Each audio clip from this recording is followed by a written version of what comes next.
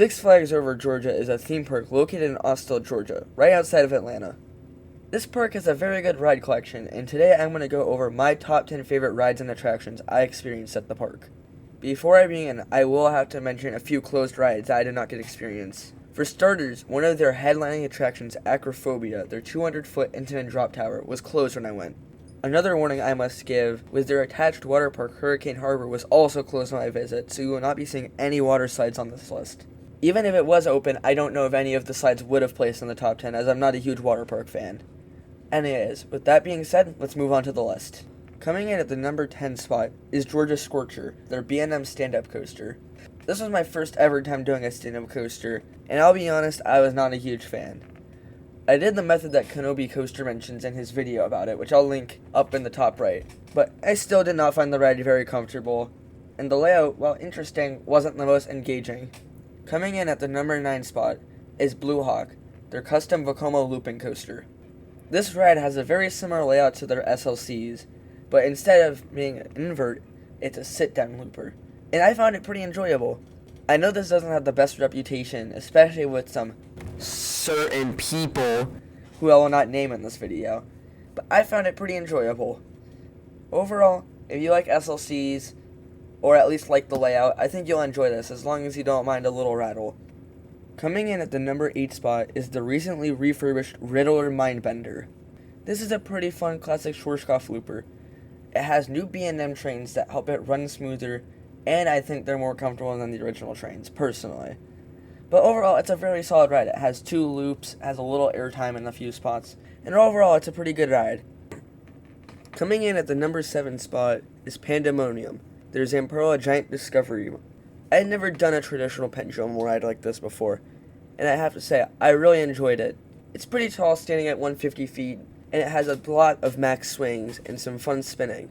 Overall, Pandemonium's a pretty solid supporting flat ride. Coming in at number 6 is Batman the Ride, their B&M invert Batman clone. This is a very solid and intense multi-looper.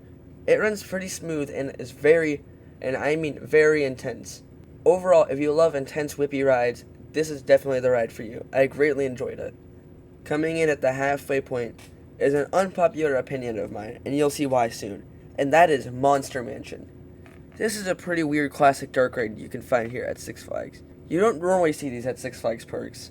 As far as I know, this is the only one like it at a Six Flags park. But all I have to say is it's a weird and quirky dark ride, and if you like that kind of stuff, you'll definitely enjoy this ride. Now, if you're wondering why I said that was an unpopular opinion for number 5, you'll see why. Because coming in at number 4 is Justice League Battle for Metropolis. I love shooting dark rides, and this is one of the best I've ever done. It has very fluid and well-animated screens. Well, I wouldn't say well-animated, but it's pretty interactive, and it's very enjoyable. From my ride experience, the guns were very responsive, and all the targets worked. I mean, they were pretty much all screens, but they all were working, of course. And I did really well on this, and I was with a bunch of my friends, so I'm sure that definitely made me a little biased. But I definitely loved this ride, and if I went again, I would 100% go on it again.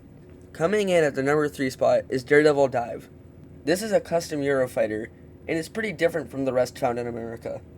To begin with, it has 3-row 2-across trains, which is already quite different from the traditional 4-across 2-row trains found on the other Eurofighters. And it features a fast-paced, whippy ride experience compared to the hang-time-filled and intense positive Gs found on the other Eurofighters around here. But I really enjoyed it. It was a change of pace from the other Eurofighters you can find in America, and it was still very fun. I don't think it's as good as some of them, such as Tantrum at Six Flags Darien Lake, but it's still a very good ride, and I would recommend it 100%. Now, this is where Over Georgia's incredible top 2 comes into play. Coming in at the number 2 spot is Goliath, their B&M Hyper. In my opinion, this may be the best B&M Hyper in America. First thing of note is it has no mid-course brake run and is very fast-paced and runs with basically no trim brakes. Another thing is it's also one of the longest ones in America. And it's not long and pointless either. No. This may be the most forceful B&M Hyper I've ever felt. To begin with, the main turnaround is a helix, which is actually kind of overrated, but it's still pretty intense. And then something I've never seen on a B&M Hyper is the finale.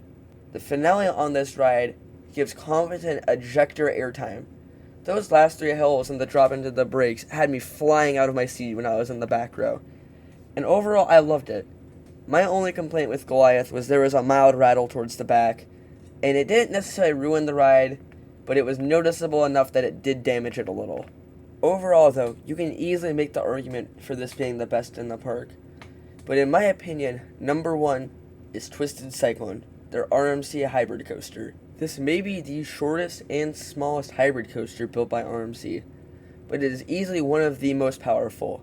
The pacing on this, to begin with, is godly. There is no dull moment, and every element hits hard. Those airtime moments towards the end feel like you're being thrown out of a truck that is going full speed down the highway, and I loved every second of it. This also featured my first ever RMC 0G roll, which after riding one, I see why everyone raves about them. They are so good. In my opinion, though, the best part of the ride is the wave turn. It gives sustained sideways airtime, and I loved it. Overall, that was my ranking of all the roller coasters at Six Flags Over Georgia. If you guys enjoyed, please make sure to comment, like, and subscribe. And I'll see you guys in the next video. Goodbye.